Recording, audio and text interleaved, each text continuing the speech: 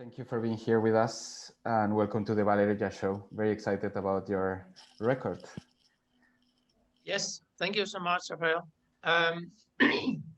So first, I would like to thank you for coming and for being interested in this little story about a naive sailor who learned a lot about ocean racing. I'd like to thank all the people who have been a part of this long journey from 2013 until today. To having a race yacht is always a constant learning experience, and you will see some of that. And there has been a lot of really good people helping us out and teaching us what to do and what not to do. But let's just jump right into it. So my name is Jørn Larsen. I live today in Switzerland, but I was born in Denmark. And I also love Mallorca and Spain very much, where the boat is actually, at this moment, it's in the STP shipyard in Mallorca. I worked many years ago as an engineer on container ships, and that's probably the first thing you should know about boats, if you don't already know it, that you need to fix things all the time. Things has a way of just breaking down on you. Later, I studied computer science, and I'm the CEO of a software company today. And we use the boat also in relation to work and team building within the company today. And I've been sailing since I was a kid. And this story starts in a big sailing regatta in France, where, by the way, I did not attend. I was just watching the regatta. And I was looking at boats for sale. And there was this one for sale, the Sanya boat, which was the former Telefonica Blue, so a Spanish boat. And you know, this was the picture in the ad, and I thought it looked fantastic and colorful, and you know, it was an upgrade from the boat I was currently sailing. And actually thinking about it, the story started a few years earlier. Because Rasmus Kirchner, you see on the left there, he's a really good sailor. He has been participating in the Volvo Ocean Race in several big regattas, and he was 7 years sponsored by SAP on the Extreme Sailing series, where they sailed Extreme 40s and GC32s, very fast catamarans, and he gave me this book that he received as a present because he was a crew on the Ericsson 3. And on the front page of this book, there is, you see, the Ericsson 4, which is now the L4. So now at least you know why we call it the L4 or the Trifork boat. So this was known as E4. So that was a short for this boat. And I named it L4 because I named at that time all my boats after my youngest daughter, and her name is Lykke. So I just took the L from there. So that's what's on the back of the boat today. It's an L4, but looking a little bit like the orange Ericsson 4. And if you see in our logo, we have an orange dot at the end. So there are a storyline there. So, but I was more into to buying this Sanya boat. Because that was for sale. But then Rasmus, he connected me with another person. And that person is this guy, Jens Dolmer, the farmer. And he said, no way, you're not going to buy that boat. I will not advise you so. But I happen to know another boat you can buy, which is the best boat, the best Volvo 70 ever built, as he said. And I didn't know Jens back then, but we agreed to travel to France together. So he said, you need this boat. So here we see it again, another beautiful picture of the Ericsson 4. And he said, okay, I'll go and check it out with you to see what condition it's in. And the boat was in France. But here we see a beautiful picture from the victory of the Ericsson 4. And And actually also in the Volvo Ocean Race 2008 and 9, the Ericsson 4 boat was sailing a record time in 24 hours and took the distance over a 24-hour record, which was 596 nautical miles. It's still one of those records that maybe one day we could break. It has recently been broken by another big race yacht, but not by much. So let's see, maybe one day. This boat is designed by Juan K, who is a fantastic designer. And you see him on the left. He's actually explaining or designing the canting keel system, because this is the special thing about the Volvo 70 generation, is that they were introducing the canting keel as an optimization, it's like a turbocharger on a sailing vessel. And you can say the more recent turbo you put on a boat is foils. So if you combine foils and canting keel, you have a really fast vessel.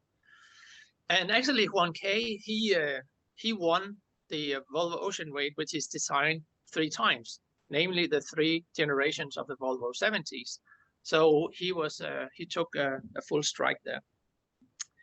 And also, if you have any questions, then just please let me know. I will try and answer them along this story. So when we arrived to France, this was what we saw. A boat that was wrapped down, packed down, and has been sitting there on top of some containers for a few years.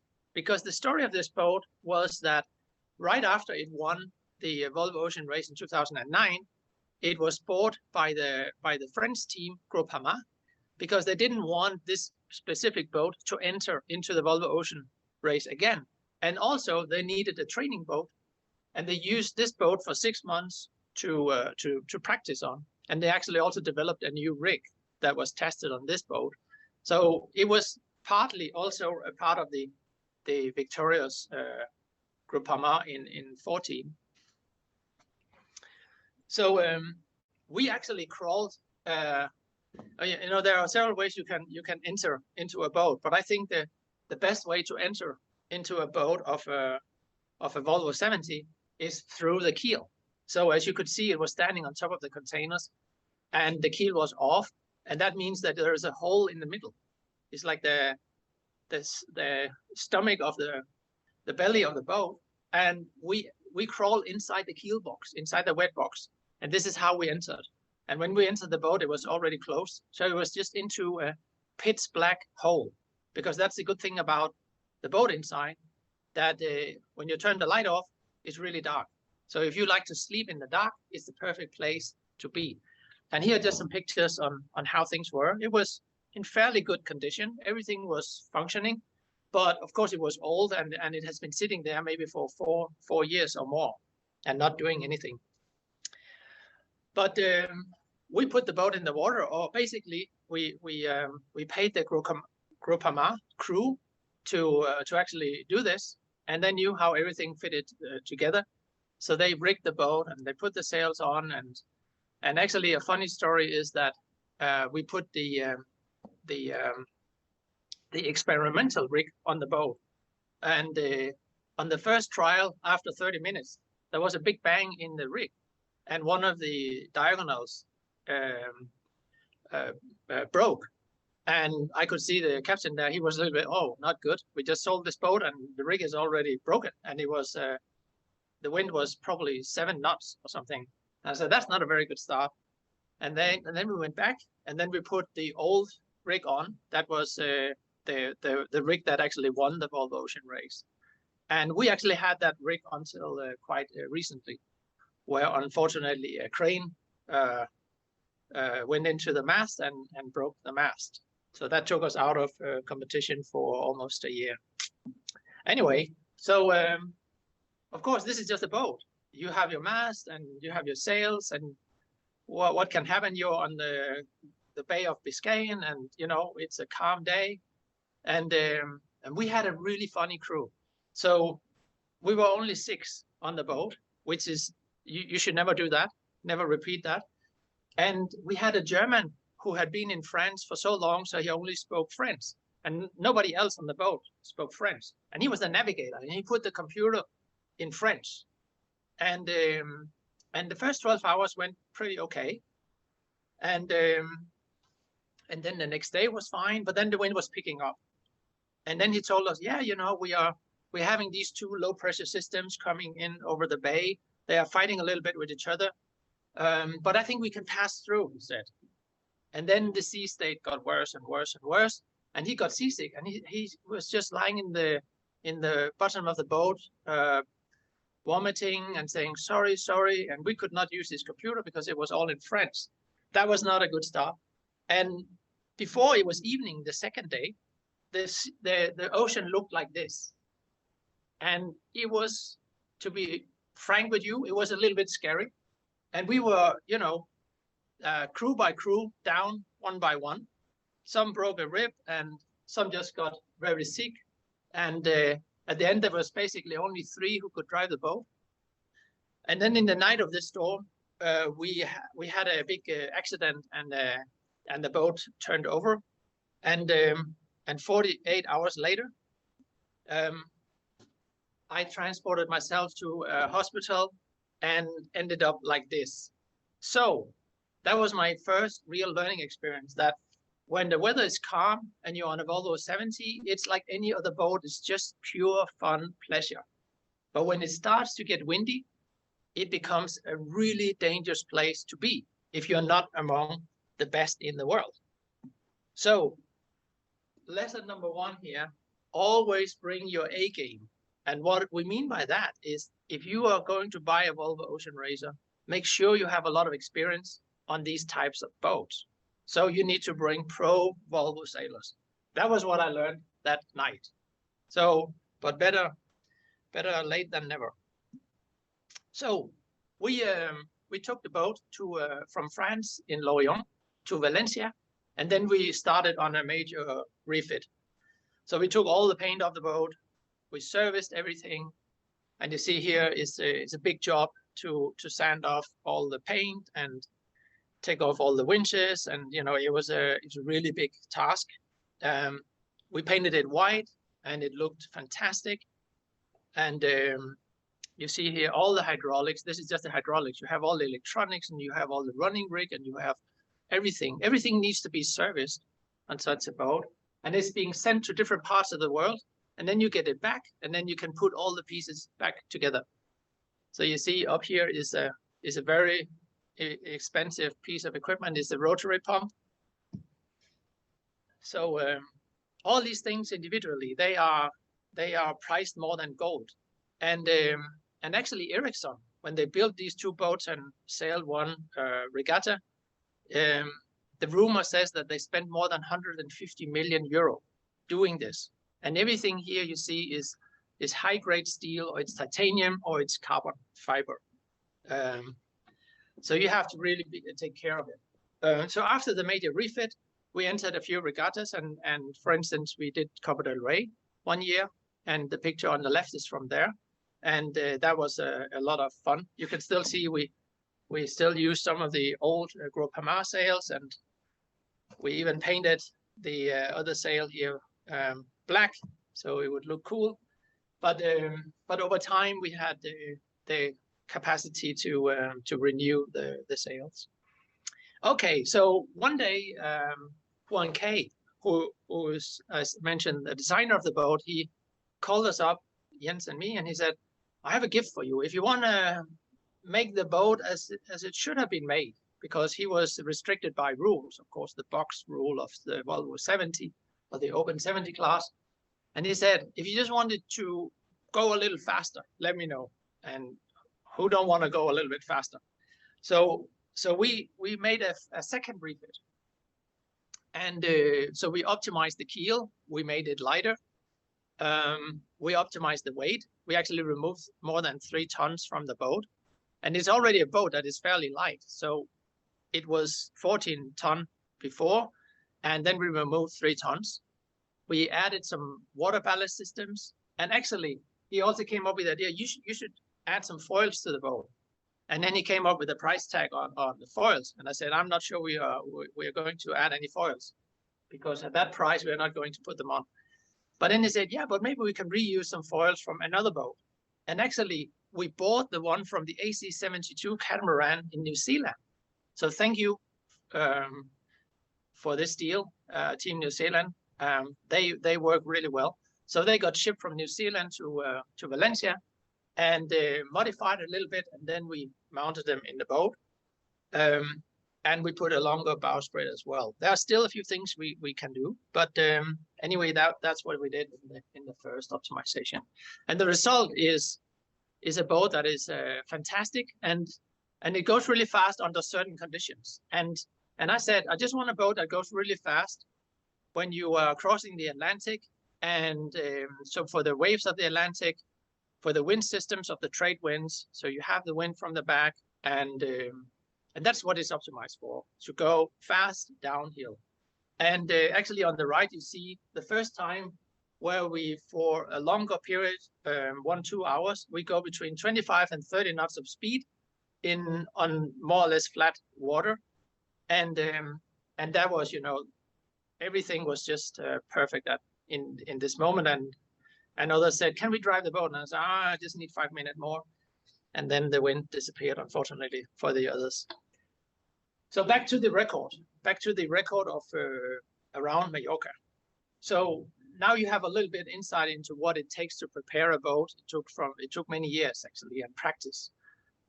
So of course you need some wind, and to prepare for a record is really hard because you actually need to say beforehand when you're going to sail. So it's not like you can just wait for the weather.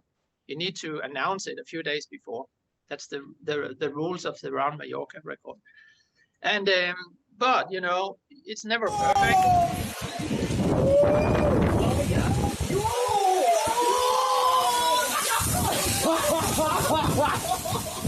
Still going on. So this is just, you know, you've probably seen all the devastations and the weather from the storm Gloria. And at the time, we had no idea that there was a storm called Gloria, and that it was a really bad storm. We just saw a wind system building up, and when you see on the left, well, that's the day before. We're looking into the future, but a few days before. So so when you have something like that, you say, okay, there are at least wind. Then you need the crew, and so you know, remember the broken arm and everything. So you need the best crew possible, and we were lucky to invite Nettie and Pablo and some of the best Spanish sailors. And of course, Jens Dolmer, who advised me to buy the boat. I said, "You're the captain here," and I tell you, these crews, they are amazing. So here's some other shots. There's a Luke there, you know, and together this crew had sailed around the world in racing conditions more than 20 times. So we had a lot of experience, which is extremely important when you do something like this. I have a little video here I want to share with you. So let's see. Can you give me a thumbs up if you can hear the sound?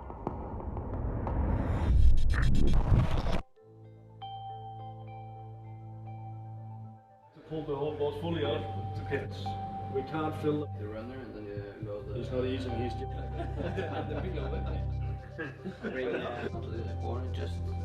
this thing around. The weather system we have been waiting for has been developing on the east coast of the United States almost a week ago. It has been slowly tracking across the Atlantic into the Bay of the Biscay, and then in the end across to the Mediterranean.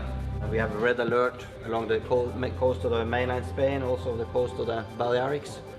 And we expect a really strong breeze, especially in the north, 35 to 40 knots of breeze, and then in the south, 25 knots of breeze, with a bit of a light air zone after a couple of hours to negotiate. That could be the big hurdle for this race.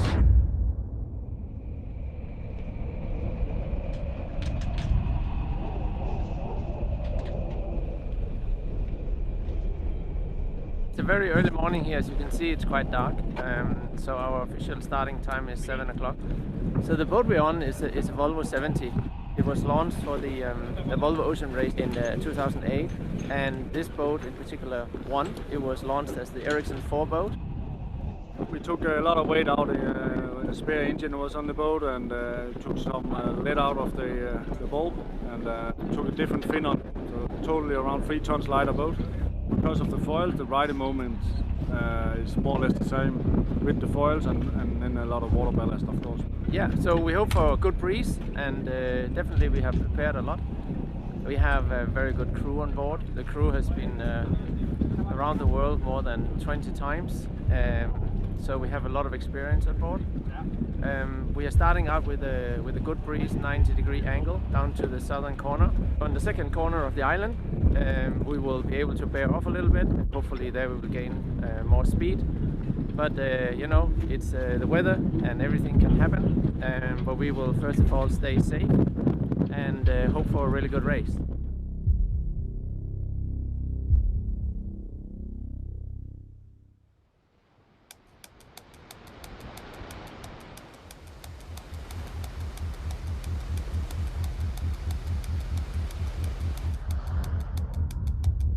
When I saw this boat the first time, I think this is a really good project for Trifork to take care of.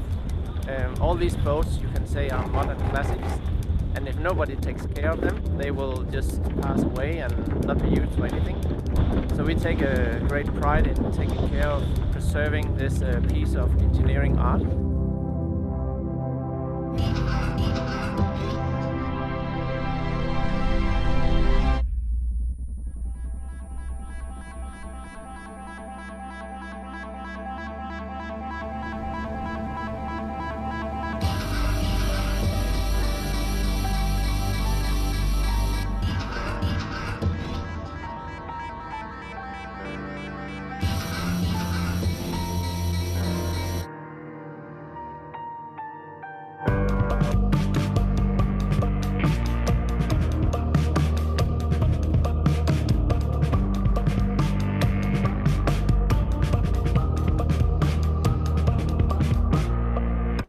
So we're coming up to the north part of the island, and what are your predictions so far?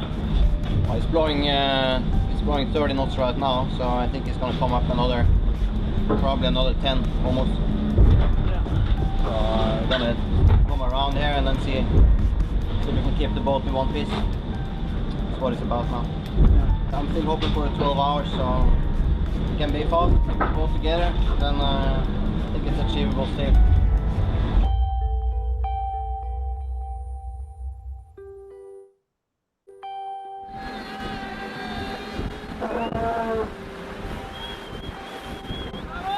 Just arrived to Palma, and we beat the round Mallorca record by 4 hours, and the former record was set in 2005, and now it's 2020, 15 years. 13 hours, 15 minutes and 17 seconds. Thank you to the organizers, they really made it a good race. We had up to 40 knots and big waves, but a lot of fun to sail the boat and fast. We sailed with a smaller sail just so we can sometimes pick the waves we want to be part of, because they were so short and steep. So we didn't want to break the boat because we have to finish to win it. So the crew did a fantastic job, and Jørn steering and enjoyed it. So very good trip. What an amazing, you know, reception from the Spanish people here.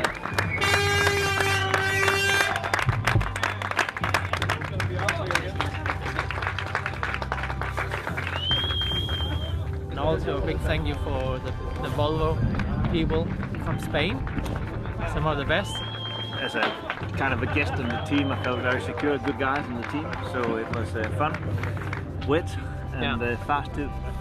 Some of the like 1 or 2 minutes runs with the foils. Oh yeah, yes. Sailing 30 knots speed. Yeah, 32 knots was the top speed.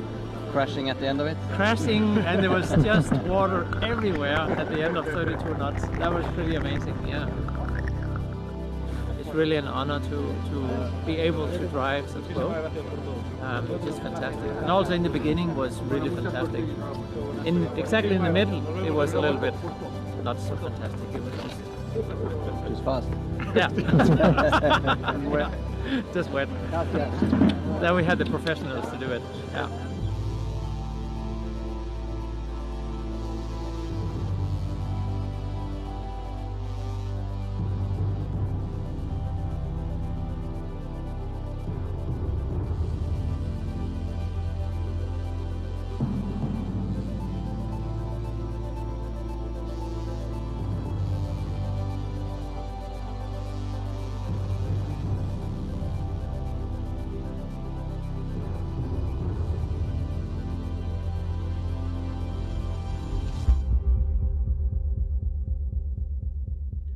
Okay, thank you. So yeah, it was so all these pictures are actually and video footprint are from the round Mallorca. So we had drones coming out, and the drones had a little problem going up against 45 knots of wind on the northern part of the island.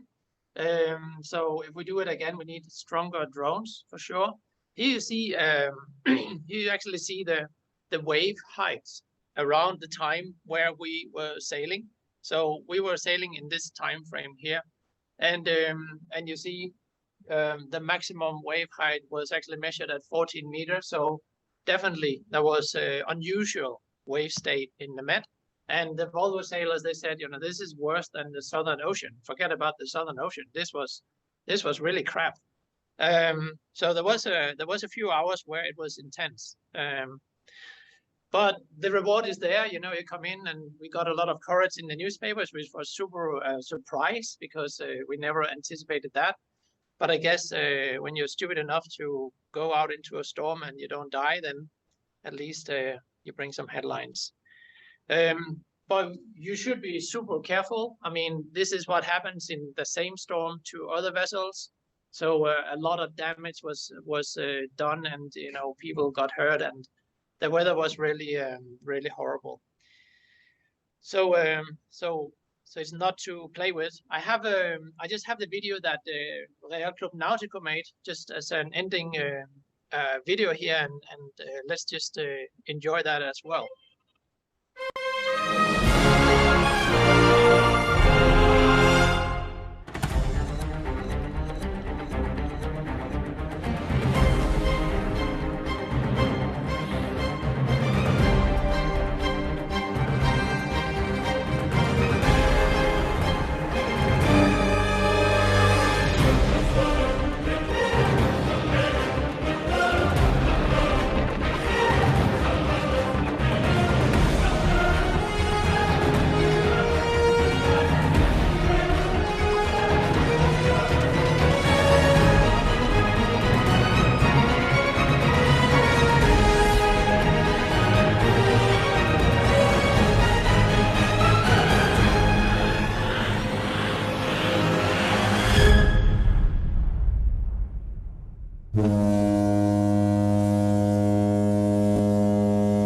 Yeah, I couldn't have said it better. Now it's your time.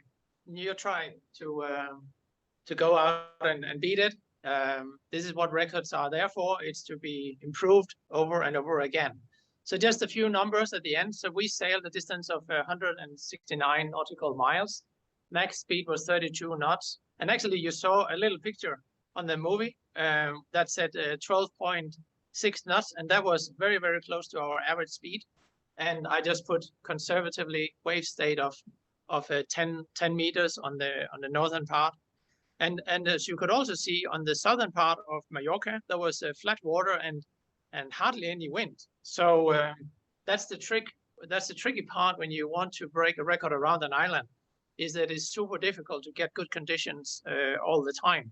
You either have too much or you have too little. And I was actually taking a nap on the southern part of the island and slept for 1 hour because I said, this is not going to work. We're not going to make any boat speed here. But there is just where the professionals, they come in and they say, hey, this is going to happen. And when the boat got so full of water that we were almost sinking, they say again, yeah, we just take the water out and we just continue racing. So these people, they just don't give up. And that's why you can learn so much from them. So the best, advice I can give you is that if you have a chance to take really experienced sailors out sailing, then you will not regret it for sure. So that is actually my word for today, and I'm open to questions, if there are any. Maybe Rafa, you have a question? Hello, everyone. So what was the critical moment for you? Like, do you ever have this moment like, we're not going to make it, or the boat is not too holder? It was like more risk, or it was lack of wind, or what was the most critical situation that you faced? Well, we just started, 5 minutes, actually 5 minutes before the start. We couldn't get the foil out on the right side. And I said, okay, let's just go back in and try another day. But again, this. Oh shit. So we just continue, but we probably lost 20-25 minutes on the first leg to the first corner of the island, because we didn't use the foil at all. And when we don't use the foil in that condition, the boat heels more over, and I felt we were really slow the first hour or two. And so then I say, this is not perfect. And they say, oh, it's never perfect. We just have to push hard through. That was kind of the first moment where I was ready to give up and say, we do it another day. And then, we went to the southern part where there was no wind. And basically we were not moving at all. And I said, this is going to be really difficult. There's no wind. And they said, yeah, it will come. Okay. And then it came, and also we had some technical issues with the boat. The keel went up and down by itself, and because the boat was twisting under stress, and it touched some electronics, and then we got water inside, and we had 2 people seasick, and and at the north part you just have to hang on. It's like riding a crazy horse, and there it's more a survival game at that point.